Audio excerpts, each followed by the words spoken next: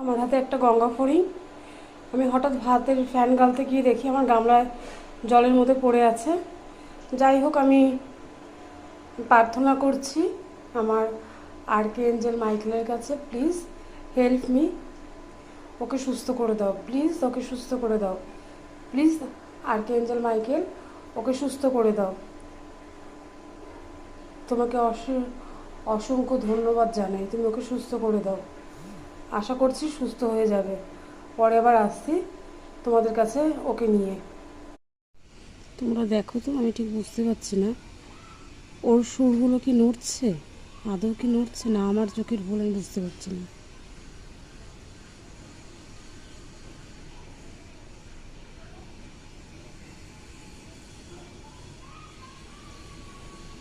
মনে হচ্ছে ওর প্রাণ আছে, ওর সুরগুলো কিন্তু নড়ছে। Yes, yes, good, very good, thank you, thank you so much, thank you so much. আমার গায়ে কাটা দিচ্ছে। ও কিন্তু অনেকক্ষণ থেকে ওর পাটা দেখা যাচ্ছে প্রাইভেট হচ্ছে, প্রাইভেট হচ্ছে, এর জন্য মনে হচ্ছে যে ওর প্রাণটা আছে এখনও। ভাইব্রেশন হয় যেরকম, সেরকম থেকে থেকে একটু নাড়া দিচ্ছে।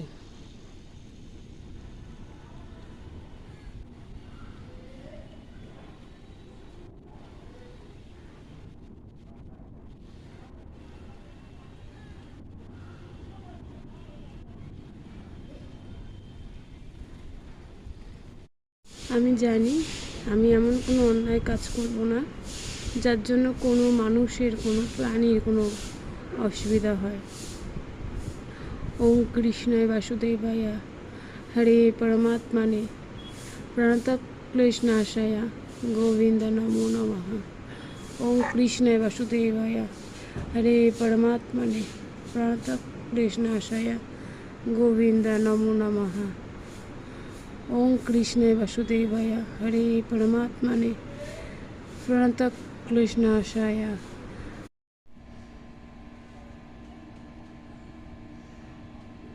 সত্যি বলছি, মানুষের মানে যখন তখন বুদ্ধি বেরিয়ে যায় না। ও আগের থেকে অনেকটা সুস্থ, জানো তো। যেই পাতাটা দিয়েছি ও আস্তে আস্তে নিচের দিকে জোরে জোরে নেমে আসছে।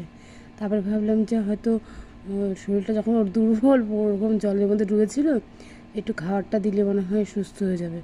এবার আমি কী খাবার দেবো? তারপর মনে পড়লো ওরা তো পাতাই খায় বেশিরভাগ, তাহলে এক কাজ করে একটা পাতা নিয়ে আসি। এবার যেহেতু আমার গাছগাছলা আছে বাড়িতে, ফুল গাছ টাছ,